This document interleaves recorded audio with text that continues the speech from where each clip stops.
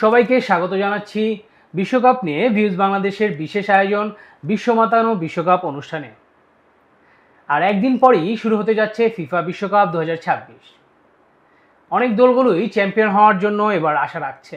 এর মধ্যে নিশ্চয়ই আপনার প্রিয় দলও আছে। সব কিছু নিয়েই আলোচনা করব এবারের পর্বে। আমাদের সাথে উপস্থিত আছেন ভিউজ বাংলাদেশের চিফ রিপোর্টার হীরা তালুকদার। হীরা ভাই, কেমন আছেন? জি, ভালো আছি ভাই। বিগত পর্বতে আমরা আলোচনা করলাম গ্রুপ পর্ব নিয়ে। এবারে যদি বলতেন যে কোন দলগুলো এবারে বিশ্বকাপ চ্যাম্পিয়ন হওয়ার আসল দাবিদার? আমরা এবার দেখলাম যে বিভিন্ন প্রেডিকশনে যারা এবার আগানো আছে তার মধ্যে সবার আগে বলবো স্পেন, তারপরে এরপরে আছে আপনার স্পেন আপনার ফেভারিট দল, তারপরে আছে আপনার France, Portugal, Brazil, Argentina, Germany.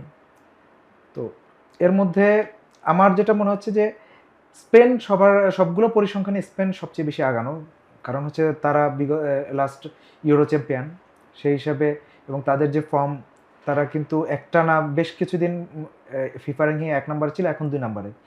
তো ওই হিসাবে স্পেনের এবার সবচেয়ে বড় দাবিদার তারা। তাদের যে তরুণ প্রতিভা এবার দলে, মিডফিল্ড বিশ্বসেরা তাদের, যেখানে পেদ্রি, গাভি, রদ্রি, হ্যাঁ, তো এদের মতন খেলোয়াড় এটা পেছন থেকে আপনার কুকুরেলা খেলবে, উইং থেকে আপনার নিকো উইলিয়ামস, লামিন ইয়ামাল বিশ্বসেরা উইঙ্গার তাকে বলা হয়, বিস্ময় বালক।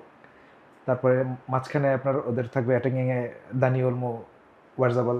তো ওদের যে অ্যাটাকিং এবং মিডফিল্ড সবকিছু মিলে যেটা মনে হয় যে তারা এবার বিশ্বকাপে যদি কোনো অঘটন না ঘটে ফাইনাল পর্যন্ত চলে যাবে। এটা মানে যেতে পারে এটা মনে হচ্ছে আমার।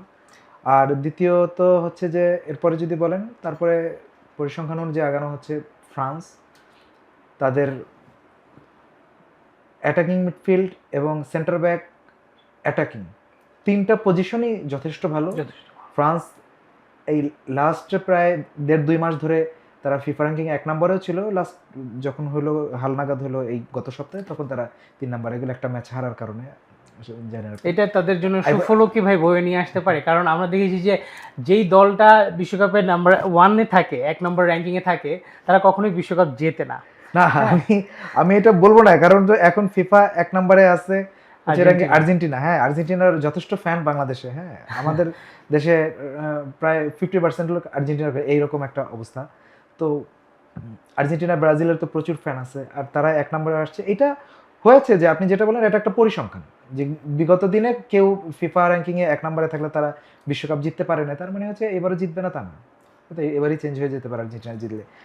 সেটা যাই হোক, তো এটা ফ্রান্স হচ্ছে এখন ফিফা র্যাঙ্কিং 3য়। তো ফ্রান্সের সম্ভাবনা আমার মনে হচ্ছে যে যথেষ্ট এখানে, এবং সবাই অনেকেই ধারণা করছে যে স্পেন ফ্রান্স হচ্ছে ফাইনাল হবে। হ্যাঁ, তো ফ্রান্সের পরেই আমরা বলবো যে আছে পর্তুগালের টিমটা এবার যতটা স্ট্রং, মানে তাদের পুরা মাঝমাঠ অ্যাটাকিং, তারপরে আপনার গোলকিপার, হ্যাঁ, সেন্টার ব্যাক, তাদের সবগুলো খেলোয়াড় 11 জনের মধ্যে প্রায় সবগুলো খেলোয়াড়ই কিন্তু ইউরোপিয়ান লিগে বেশ বড় বড় দলে খেলে। বড় দলে তাদের খেলোয়াড়রা বেশিরভাগই আপনার ম্যানচেস্টার ইউনাইটেড, ম্যানচেস্টার সিটি, তারপরে আপনার জুভেন্টাসে, সিরিয়াতে খেলে, পোর্তোতে খেলে, তারপরে রোনালদো তো আপনার সৌদি প্রো লিগে খেলে। তো আমার মনে হচ্ছে পর্তুগালও এবার যথেষ্ট সম্ভাবনা রয়েছে। যারা ফেভারিট তালিকায়, আপনি তো জানেন যে মূলত ফেভারিট এখানে বিশ্বকাপ এমন একটা আসর যেখানে এককভাবে একটা দল বা দুইটা দল এখন আর ওই অবস্থায় নাই। 70-এর দশকে আগে বলতো মানুষ যে এবার হয়তো ব্রাজিলে জিতবে বা এবার হয়তো হাঙ্গেরি জিতবে। হ্যাঁ, তো এরকম একটা ইয়া ছিল যে তারা ফাইনাল খেলবে, কিন্তু এখন এমন হয়ে গেছে মানে এই আসরটা, মানে যে কেউ 10টা দল না, আমি তো বলবো যে আরো 12-14টা দল দিয়ে দেওয়া উচিত, মানে এই ফেভারিট তালিকা। আপনি এখন আর বলা যাচ্ছে না যে কে জিতে। তো সেই অনুযায়ী আমরা একটা ধারণা করছি, টোটাল ফুটবলের স্ট্রাকচার, শক্তিমত্তা সবকিছু মিলে, অতীত পরিসংখ্যান মিলে আমরা একটা ধারণা করছি সেই অনুযায়ী। পর্তুগালের ব্যাপারে যেটা বলছিলেন যে আমরা বিগত আসরগুলোতে দেখেছি যে পর্তুগাল অনেকটা রোনালদো নির্ভর দল ছিল। এখন কিন্তু পর্তুগাল এই ধারা থেকে বের হয়ে আসছে। এখন কিন্তু তাদের প্রত্যেকটা খেলোয়াড় স্টার। Star, এটা হ্যাঁ। কিন্তু তাদেরকে কি হেল্প করবে? হ্যাঁ, অবশ্যই। কারণ হচ্ছে যে তারা যেহেতু ইউরোপের সব বড় লিগে তাদের, আপনি বললেন যে স্কোয়াড, পুরা স্কোয়াড কিন্তু খেলে। তাদের যে ১১ জন প্লেয়ার খেলে না, তাদের কিন্তু পুরা বেঞ্চ, হ্যাঁ, বেঞ্চ সহ যে ২৬ জন প্লেয়ার তারা এবার নিল, এই ২৬ জন প্লেয়ারই কিন্তু ইউরোপের বড় বড় দলে খেলে। তার মানে হচ্ছে তাদের বেঞ্চও খুবই শক্তিশালী। স্পেন, ফ্রান্স তাদের মতনই কিন্তু প্রায় কাছাকাছি পর্তুগালের শক্তি। তো পর্তুগালের এবার সম্ভাবনা খুবই ভালো সেই দিক থেকে। তারপরে যদি আমি আসি যে ডিফেন্ডিং চ্যাম্পিয়ন আর্জেন্টিনা, আর্জেন্টিনার ডিফেন্ডিং চ্যাম্পিয়নরা আপনি জানেন যে সবসময়ই, কারণ হচ্ছে জাস্ট ৪ বছর আগে তারা বিশ্বজয় করেছে, হ্যাঁ, তাদের প্রতিটা এই ধরনের বড় দলগুলায় যে পাইপলাইনটা থাকে, এই পাইপলাইনও থাকে কিন্তু বিশাল সমৃদ্ধ, যে কারণে তাদের যে জুনিয়ররা পরবর্তী বিশ্বকাপগুলো খেলে, সিনিয়রদের মিশেলে একটা দল হয়, তো ওইটা পরবর্তী বিশ্বকাপে প্রায় কাছাকাছি কিন্তু যায়। আপনি দেখবেন যে দু একটা এক্সেপশন, দু একটা ঘটনা ছাড়া, ক্রোয়েশিয়া যখন আপনার সেমিফাইনালে খেললো একবার 18, তারপরে এসে আবার 22 খেলো, কারণ হচ্ছে ওই একটা প্রজন্ম, বেলজিয়াম যখন একটা প্রজন্ম খেলে তখন বেলজিয়াম আর একটা প্রজন্ম কাছাকাছি, মানে যতদূর পারে, মানে তারা একটা দাবিদার থাকে। সেই অনুযায়ী আর্জেন্টিনা ডেফিনেটলি এবার যদি মানে ওরকম কোনো দুর্ঘটনা না ঘটে, আর্জেন্টিনা যথেষ্ট দূরে যাবে, এবং কত দূর যায় সেটা শিরোপার জয়ও হতে পারে। আর চ্যাম্পিয়ন দলগুলোর ক্ষেত্রে যেটা তারপরে- হয় ভাই যে চ্যাম্পিয়ন দলের খেলোয়াড়দের কিন্তু একটা মানসিকতা খুব দৃঢ় থাকে, দৃঢ় থাকে, তাদেরকে একটা কনফিডেন্স লেভেল থাকে হাই। কনফিডেন্স লেভেল থাকে, এই ক্ষেত্রে আর্জেন্টিনারও এটা ওটা সহায়ক আছে। হবে। তারপরে যেহেতু এবার মেসির লাস্ট ওয়ার্ল্ড কাপ, তো আমার মনে হয় যে মেসি যেহেতু লাস্ট ওয়ার্ল্ড, সবাই চাইবে যে মেসিকে আরেকটা, মেসি দীর্ঘদিন কাপ পাচ্ছিলেন না, সব পাচ্ছিলেন কিন্তু বিশ্বকাপ পাচ্ছিলেন না, বিশ্বকাপটাও পেয়ে গেছে, তার এখন তার দরকার হচ্ছে যে আরেকটা বিশ্বকাপ, সে আসলে ইতিহাসের পাতায় অমর হয়ে থাকবে, ব্যাক টু ব্যাক বিশ্বকাপ যেটা পেয়েছিল প্লে ব্রাজিলের। তো এটা মেসির আবার পুনরুদ্ধার করবে, এটা আর্জেন্টাইন ফ্যানদের এটা প্রত্যাশা থাকবে, আর্জেন্টিনার দেশের থাকবে, সারা বিশ্বে যে আর্জেন্টিনার ফ্যান আছে তাদের থাকবে প্রত্যাশাটা, এবং তারা সেই অনুযায়ী প্রস্তুতি নিয়েই কিন্তু খেলতে আসছে। তো সেজন্য আমার মনে হয় যে আর্জেন্টিনা এবার টপ ফেভারিটদের একজন। আর্জেন্টিনার পরেই একদম খুব কাছাকাছি আছে ব্রাজিল। তো আর্জেন্টিনা অনেক ক্ষেত্রে প্রেডিকশনে দেখলাম যে ব্রাজিল হচ্ছে আর্জেন্টিনার আগে, কোনোটা আর্জেন্টিনার পরে। লিওনেল মেসি কিন্তু সম্প্রতি বলেছেন যে এবারের বিশ্বকাপে সেরা দল আর্জেন্টিনা না বলে তিনি বলেছেন ব্রাজিল এবারে ব্রাজিলকে, সবচেয়ে হ্যাঁ। শক্ত দল। তো সেইটা বলবো যে ব্রাজিলের টিমটা হচ্ছে এখনও আর্জেন্টিনা, যেটা বলবো যে অ্যাটাকিংয়ে তাদের মাঝমাঠ যথেষ্ট শক্তিশালী, তাদের ডিফেন্সও শক্তিশালী, কিন্তু অ্যাটাকিংটাই সবচেয়ে বেটার। তো ওইটা হচ্ছে মেসি কেন্দ্রিক অনেকটা। তো এখন যেটা হচ্ছে যে ব্রাজিলে কিন্তু আবার সেরকম না, না। মেসির মতন স্টার না থাকলেও টোটাল ব্রাজিল টিমটাই কিন্তু যথেষ্ট ব্যালেন্সড, এবং ওইখানে যদি 1-1 বলেন তাহলে কিন্তু আপনি দেখবেন যে এই লেভেলের আর্জেন্টিনার যে মেসি ছাড়া যে অন্য প্লেয়ার আছে তার থেকে কিছুটা হলেও মানে তাদের মাঝমাঠ এবং ডিফেন্স লাইনটা মানে কাগজে কলমে ভিনিসিয়াস অন্তত জুনিয়র বা রাফিনহার মতো রাফিনার খেলোয়াড়রা প্লেয়ার সেখানে আছে, আছেন। ভিনিসিয়াস জুনিয়র এখন ওয়ার্ল্ড ফেমাস প্লেয়ার, স্টার। তো এরকম প্লেয়ার তো তাদের আছেই। তারপরে তাদের অ্যাটাকিং ফিল্ড তো এরা সামলাবে, তারপরে মিডফিল্ড, তারপরে আপনার ডিফেন্স, সব ব্রাজিলের ডিফেন্সটাও ভাই এবার দেখা যাচ্ছে যে বেশ শক্ত, কারণ ব্রাজিলের যে দুজন সেন্টার ডিফেন্স তারা দুজনই কিন্তু এবার চ্যাম্পিয়ন্স লিগে খেলেছেন, ফাইনাল খেলেছেন। হ্যাঁ, হ্যাঁ, মার্কিনহস আবার গ্যাব্রিয়েল মাগালেস কিন্তু প্রিমিয়ার লিগ জিতেছেন। হ্যাঁ। তো এই ক্ষেত্রে কিন্তু ব্রাজিলের ডিফেন্স নিয়ে কিন্তু একটা সবসময় একটা ভয় থাকে। সেই 2014 সালে জার্মানির কাছে সেই হারের পর থেকে ব্রাজিলের ডিফেন্সটা নিয়ে একটা সবসময় একটা শঙ্কা থাকে। এবার কিন্তু সেই দিক থেকে ব্রাজিলের এবার আপনি দেখবেন যে ইংলিশ লিগে সবচেয়ে ভালো ডিফেন্স কাটছিল ম্যানচেস্টার সিটির, হ্যাঁ। তো এই প্লেয়াররা কিন্তু সেখান থেকে উঠে আসা, হ্যাঁ। তো তাদের ডিফেন্সটা ডেফিনেটলি, এতে কোনো সন্দেহ নাই, তারা এটা রিফ্লেক্টটা বিশ্বকাপে পড়বে যে ব্রাজিলকে গোল দেওয়া খুব ডিফিকাল্ট হয়ে যাবে, আমার যেটা ধারণা।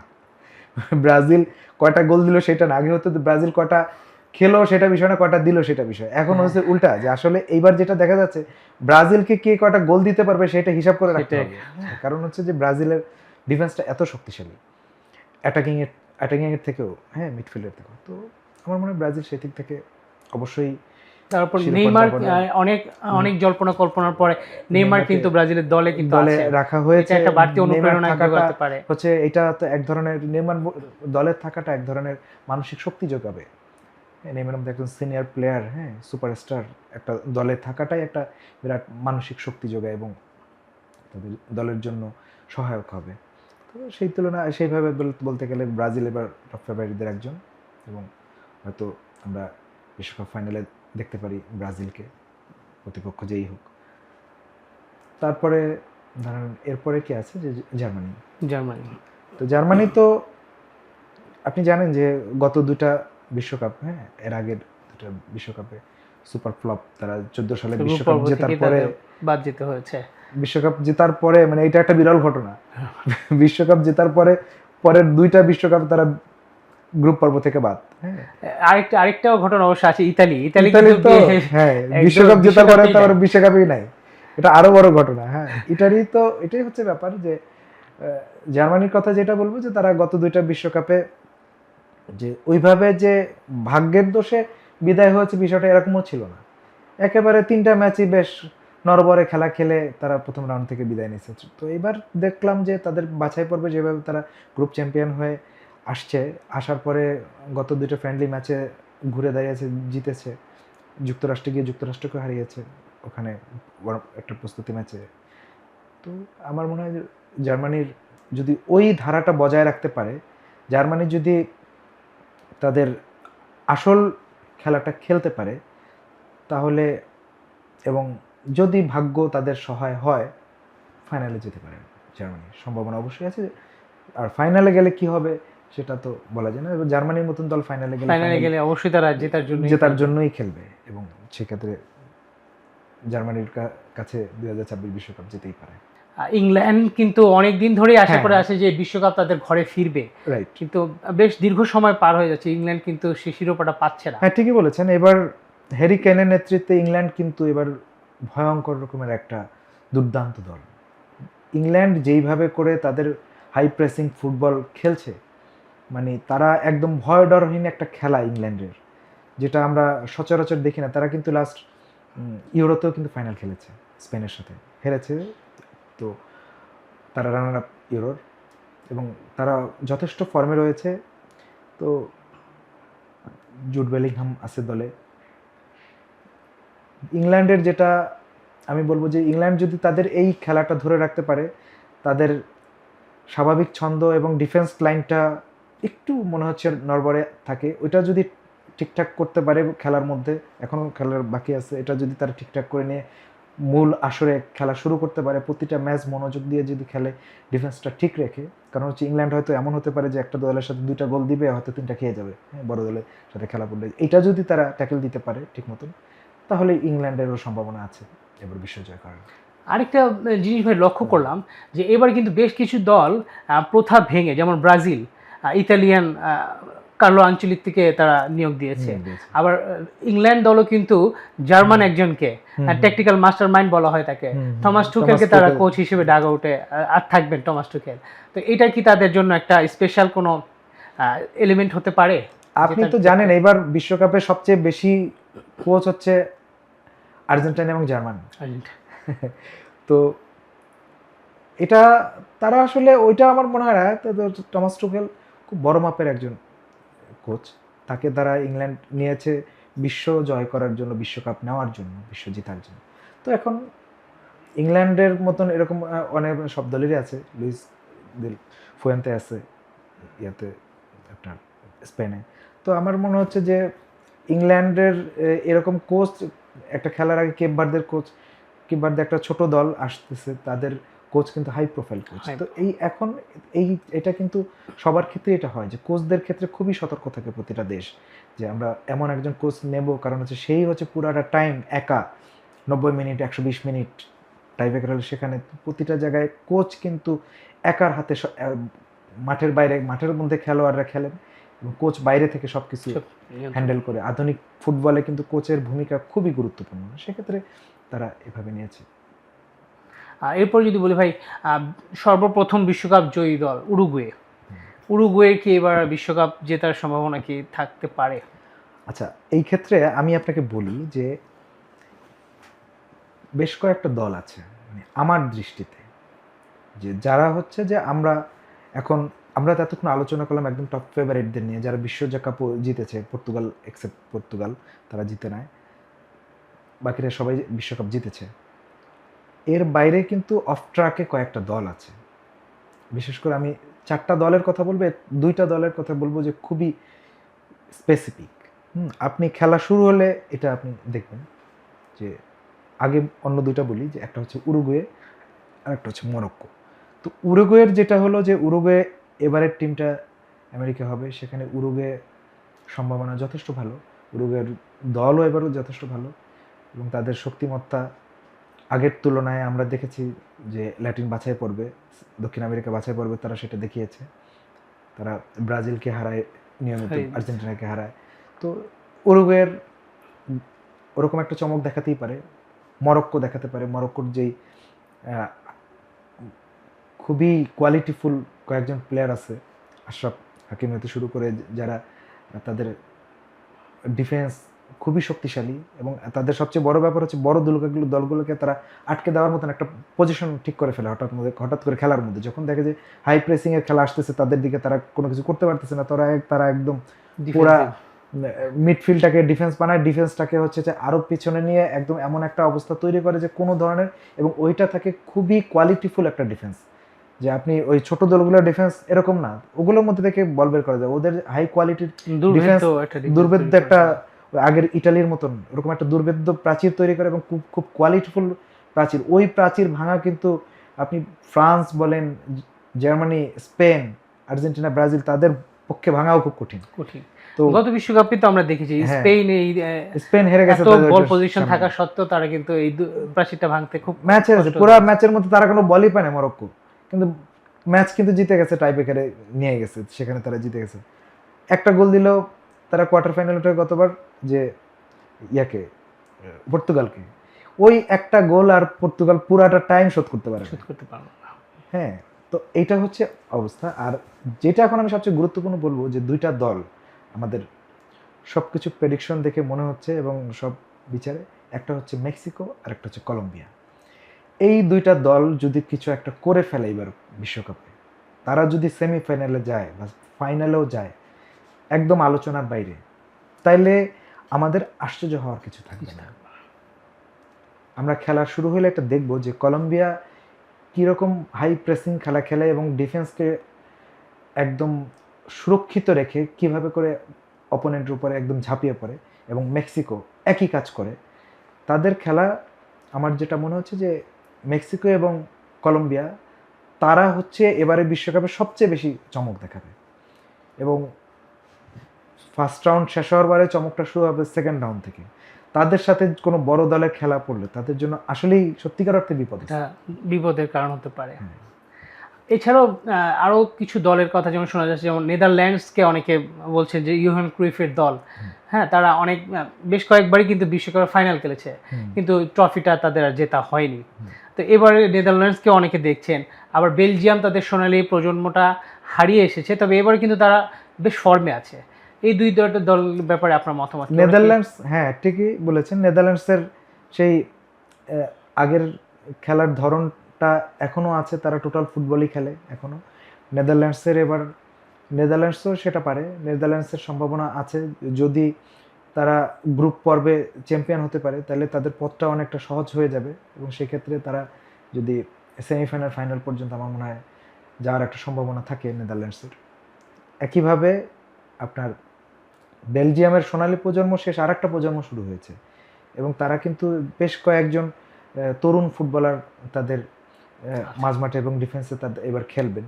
তো সেই ক্ষেত্রে মনে হচ্ছে যে বেলজিয়াম আগের টিমটা, নতুন টিম, মানে আগের যে খেলোয়াড়, নতুন খেলোয়াড়, তাদের মধ্যে একটা মিশেলে একটা দুর্দান্ত একটা কম্বিনেশন তারা তৈরি করেছে, এবং আমরা বুঝতে পারতেছি না আসলে বেলজিয়াম দলটা কেমন। তো তাদের গত 2টা প্রীতি ম্যাচে দেখলাম যারা যথেষ্ট ভালো খেলছে, এবং এত শক্তিশালী মনে হলো দলটাকে, এবং অপোনেন্টকে তারা পাত্তাই দিচ্ছে না খেলা মাঠে। তো বেলজিয়াম যদি এইটা খেলতে পারে, প্রতিটা ম্যাচ যদি ম্যাচ বাই ম্যাচ যদি এভাবে করে আগায়, বেলজিয়ামেরও একদম বিশ্বকাপের শেষ পর্যন্ত যাওয়ার সম্ভাবনা আছে। ধন্যবাদ হীরা ভাই। বিশ্বকাপে এবার অংশ নিচ্ছে 48টি দল, হবে 104টি ম্যাচ, লক্ষ্য একটা মাত্র ট্রফি। জিততে পারে যে কোনো দল, দেখাতে পারে চমক। এর মধ্যে আপনার প্রিয় দল কি থাকছে? কে জিতবে এবারের বিশ্বকাপ? জানিয়ে দিন আপনার মতামত। ধন্যবাদ।